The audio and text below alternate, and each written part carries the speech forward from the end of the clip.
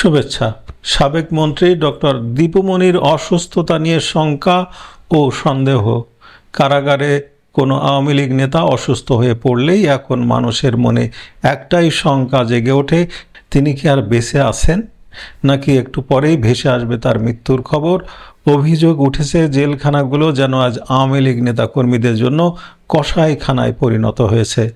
রাষ্ট্র যেন আজ বেদখল, আর এই রাষ্ট্রের জনগণের নেতৃত্বদানকারীরা আজ পরাজিত। তারা হত্যার শিকার হচ্ছেন।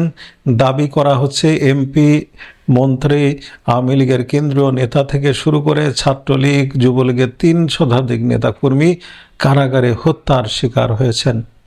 আর এই ভীতিকর পরিস্থিতির মাঝেই চরম শঙ্কা ছড়িয়েছে সাবেক শিক্ষামন্ত্রী ডক্টর দীপু মনির অসুস্থতার খবরে।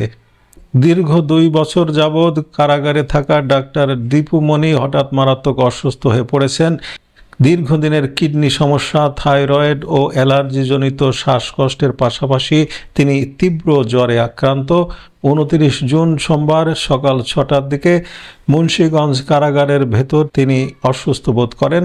অবস্থা বেগতিক দেখে কারা কর্তৃপক্ষের নির্দেশে সকাল 8:15টার দিকে তাকে জরুরি ভিত্তিতে ঢাকা মেডিকেল কলেজ হাসপাতালে নিয়ে আসা হয়।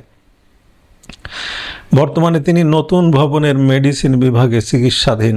কিন্তু ভাগ্যের কি নির্মম পরিহাস, এই দীপু মনি ঢাকা মেডিকেল কলেজে থেকেই মেধা তালিকায় স্থান পেয়ে MBBS চিকিৎসক হয়েছিলেন। এখানেই তিনি একসময় চিকিৎসক হিসাবে সেবা দিয়েছেন। আর আজ দীর্ঘদিনের সেই চিরচেনা হাসপাতালে তিনি এসেছেন একজন বন্দি আসামি হয়ে এমার্জেন্সিতে চিকিৎসা নিতে। তার ব্যক্তিগত জীবনও আজ চরম বিপর্যস্ত। তার স্বামী বিশিষ্ট আইনজীবী ও মানবাধিকার কর্মী তৌফিক নওয়াজ খানও দীর্ঘদিন যাবৎ কিডনি রোগে আক্রান্ত। জীবন মৃত্যুর সন্ধিক্ষণে থাকা এই মানুষটিকে ডায়ালিসিসের জন্য প্রতিদিন হাসপাতালে ছুটতে হয়। আজ সব মিলিয়ে এক চরম সংকটে এই পরিবারটি। অনেকেই আজ সন্দেহ প্রকাশ করছেন দীপু মনিও যদি কোনো হিট লিস্টে থেকে থাকেন, তবে কি তিনি এই ধাক্কা কাটিয়ে উঠতে পারবেন। আমরা কেবল তার দ্রুত সুস্থতা ও সুস্বাস্থ্যই কামনা করতে পারি।